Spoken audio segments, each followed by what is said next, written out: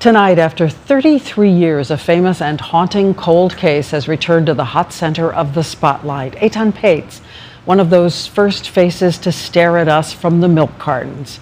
He disappeared when he was 6 years old. He was on his way to the school bus. And today, decades later, police have mobilized, unleashing dogs to track new clues, vowing to work 24 hours a day to find an answer. And ABC's David Muir is at the scene at that crossroads tonight. David.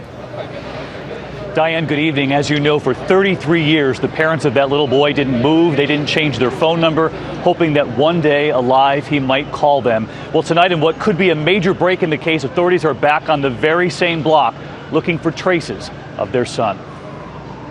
From the sky today, the view of that same New York City neighborhood, that same block, where 33 years ago, a little boy named Eitan Pates, just 6 years old, disappeared on his walk to school. It was the first morning his parents let their little boy walk to the school bus alone.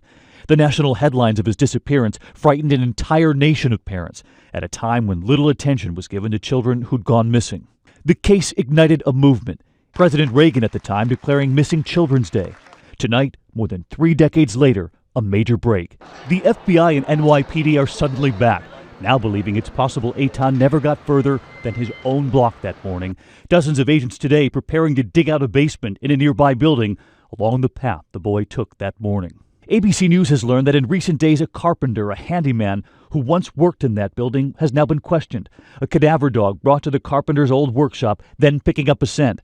And that's why shortly after sunrise today, with search warrant in hand, they were back. We're looking at what the warrant indicates for either human remains or personal effects or clothing. It's believed that carpenter Othniel Miller had been friendly with the boy all those years ago, actually giving Eitan $1 for helping him the night before he disappeared. Authorities never searched that basement, and charges were never brought in the case.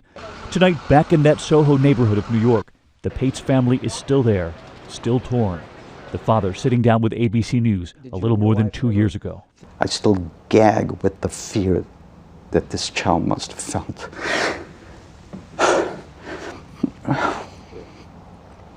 When he realized he was betrayed by an adult. The story of his son changing this country and the way of life in that New York neighborhood. Today, Susan Schulson remembered raising her own children on that same block. It was very disturbing to know that a child had vanished right on our block and that I would have to guard my children ferociously. What so many parents echoed at the time, today those instantaneous missing children alerts are really a part of everyday life. And Diane, just moments ago, the FBI telling me that they finished digging for this evening. They will be back on the scene first thing in the morning to begin digging again. They plan to be here for 5 days or so, they say, until their work is done. Thanks so much, David. All these years, we never forgot his little face looking out from that milk carton.